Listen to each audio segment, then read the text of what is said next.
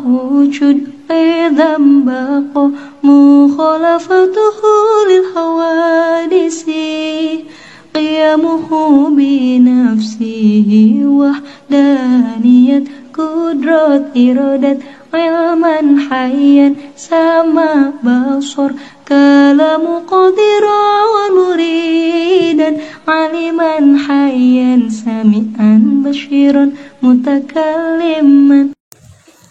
Bismillahirrahmanirrahim, anak-anakku sekalian. Kemarin kita membahas sedikit menyentuh tentang ada penyakit corona.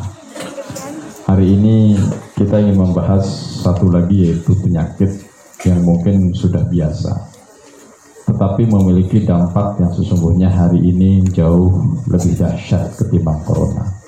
Kita melihat di wilayah 3 Cirebon juga sudah banyak korbannya. Penyakit ini yang dinamakan dengan DBD. Apa DBD? Demam berdarah. Demam berdarah itu penyakit yang penyebab utamanya adalah nyamuk. Apa nama nyamuknya? Aegypti. Nyamuk yang biasanya bersarang pada air bersih yang tergenang. Di mana nyamuk ini bersarang? Misalkan ada ember atau ada bekas kaleng atau ada genangan air, bersih airnya tetapi tidak mengalir. Termasuk kalau ada genangan air kolam tapi tidak ada aliran airnya, itu akan berdampak melahirkan nyamuk yang namanya Aegypti.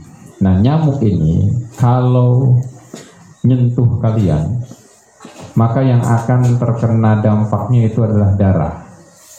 Leukositnya akan turun, trombositnya akan turun, semuanya akan berdampak. Dan penyakit ini cukup mematikan. Ada sebuah kisah seorang dokter di Cirebon, dokter yang memiliki rumah sakit, salah satu rumah sakit elit di Cirebon. Dokter ini termasuk dokter yang ahli di bidang DBD. Kalau menurut pengakuannya, dia sudah menjadi wasilah untuk membuat banyak pasien ini yang bisa beliau selamatkan atas izin Allah tentunya. Sudah bertahun-tahun. Nah, pada saat itu dia memiliki anak yang sekolah SMP. Anak cuma satu-satunya, atau dikenal dengan anak sematawayang. Salah semua. Apa namanya? Anak sematawayang. Jadi kalau sematawayang itu pewaris tunggal. Kalau meninggal orang tuanya, maka rumah sakit dan seluruh apanya itu milik si anak ini. Dilalahnya, jadi spesialis DBD, dokter ini punya rumah sakit di Cirebon. Dilalahnya pas umur SMP anaknya terkena DBD. Dia tidak terlalu, karena saking sibuknya mungkin, tidak mendeteksi. Anaknya dikira demam biasa. Tahu-taunya si anak ini demamnya meningkat. Sudah 3 hari demamnya tidak selesai. Maka diceklah darah si anak ini. Ternyata anaknya ini positif DBD. Tapi karena mungkin ketahanan anak ini lemah, anak ini manja hidupnya, polanya jarang sekali seperti kalian ini yang ngambil papatong ke sawah, ya, panas-panasan sampai ilernya keluar, kan, pramukaan, itu kan efeknya apa? Fisiknya kuat, staminanya beda. Anak ini naik mobil AC, turun ke rumah ber-AC, ya, semuanya steril. Nah, ketika terdampak penyakit, tingkat penurunnya sangat cepat sekali. Trombositnya turun, semuanya turun. Akhirnya seorang tua ini berusaha untuk menyelamatkan. Biasanya yang menjadi pasien itu orang lain, hari ini menjadi pasien anaknya. Berusaha pagi, siang, sore, ternyata 3 hari kesimpulannya semakin turun. Disuntik nggak naik, trombositnya nggak bisa naik juga, leukositnya juga nggak bisa, sampai pada di bawah 5.000. Dan setelah itu Allah mentakdirkan lain, si anak ini dipanggil oleh Allah Subhanahu wa Ta'ala, meninggal anaknya. Anak satu-satunya semata wayang, si orang tuanya belajar penyakit spesialis DBD, punya rumah sakit, sudah punya pengalaman membantu menyelamatkan banyak pasien DBD di Cirebon. Tapi ternyata ketika anaknya sakit kena DBD, dia sendiri tidak bisa menyelamatkan. Dia baru sadar bahwa sesungguhnya yang bisa menyelamatkan bukan dirinya, tapi hanyalah Allah.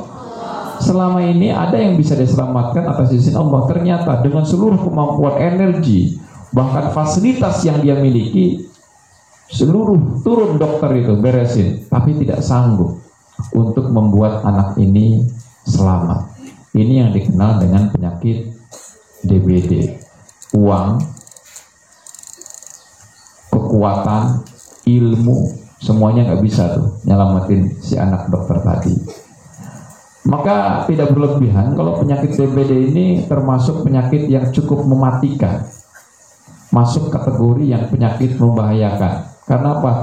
Efeknya orang ini lemes, ngantuk, darahnya turun, trombosit loh. Jadi tenaganya nggak ada. Maka tentu penyakit ini cukup mengkhawatirkan. Kapan penyakit ini hadir? Penyakit ini hadir biasanya pada musim penghujan. Kapan musim penghujan? Sekarang. Kenapa penyakit ini muncul pada musim penghujan? Karena di musim penghujan ini banyak genangan air. Ada tanah cekung yang tidak bisa menyerap air misalkan. Kemudian air tergenang. Nah, di situ nanti ada bibit-bibit nyamuk. Atau ada ember yang berair, tidak ada orang yang membuang, atau ada bekas kaleng cat ya nempel, itu dibiarkan airnya 2 hari saja, di situ akan ada nyamuk. Ada gelas kosong ditaruh nempel begini bersih, 2-3 hari dia akan ada nyamuk. Jadi genangan-genangan air itu yang kita pikir bersih, aman, ternyata tidak aman. Justru lebih aman genangan air kotor. Dia senangnya di genangan air yang bersih. Contohnya air hujan yang mengenang di mana-mana, DBD. Nah, hari ini sedang meningkat DBD. Jadi selain corona sebetulnya penyakit yang mematikan, bahkan korbannya lebih banyak dari corona. Kalau corona kan masih hitungnya puluhan. Sekarang ini DBD jumlahnya sudah cukup ratusan ya di Indonesia korban meninggalnya. Maka anak-anak sekalian, lingkungan kita harus betul-betul steril. Ya, genangan-genangan air yang tidak ngocor itu harus dihindari. Kalau ada ember, ya, misalkan ember harus dibersihkan, sehari dibersihkan. Jangan ada ember, air ada, airnya nggak diganti. Ya, ada ember, ada bekas cat, ada barang menggenang, atau ada genangan air bekas hujan di tanah yang berhari. Nah, ini penyebabnya. Tapi kalau air mengalir gimana? Kalau air mengalir nggak ngaruh. Contohnya mana, sungai itu, samping kalian ada sungai panjang, nggak ngaruh. Nah, sekarang anak-anak sekalian yang perlu kalian hati-hati diantisipasi ini adalah penyakit DBD, penyakit demam berdarah. Nah, pertanyaannya, apakah setiap orang yang tersengat nyamuk itu kena? Tidak, tergantung kekebalan tubuhnya. Jadi orangnya ada 10 yang kena nyamuk, 10-10-nya. Ada yang kena, ada yang enggak. Kenapa? Ini terkait dengan kekebalan tubuh. Kalau kekebalan tubuhnya lemah, dia rentan. Ada juga yang kuat. Maka dalam satu lingkungan tidak semua kena DBD, padahal sama-sama digigit nyamuk. Kalau ada air ngegenang tapi ngalir, contohnya kolam tapi ngalir, itu nggak masalah. itu nggak akan ada nyamuk. Jadi nyamuknya ini khusus, senang pada genangan-genangan air yang tidak mengalir dan bersih. Ya, kalau airnya misalkan pembuangan kalian nih, ada air WC, pembuangan kotor, itu nyamuknya nggak doyan. Doyannya di tempat yang bersih. Nyamuknya nyamuk elit. Sekali gigit langsung darah berubah. Makanya yang diserang itu apa? Yang diserang itu darahnya. Darah itu trombositnya turun, leukemia turun, lemes, ngantuk, pengen tidur aja. Lama-lama tidurnya nggak bangun lagi. Ngerti? Tidur nggak bangun lagi. Maka antisipasinya dari sekarang, pola hidup kalian harus bersih. Kok saya ini gatelan? Pola hidupnya bersih. Pakai sabun. Ya. Mau tidur, misalkan banyak nyamuk, pakai autan. Jadi aroma itu pakai aroma nyamuk itu. Dia pilih-pilih aromanya. Oh ini aromanya, aroma ini dia akan menjauh. Maka kalian lebih baik melakukan pertahanan ya ketimbang kita perang. Sudah penyakit ada baru kita beresin. Yang penting kita antisipasi.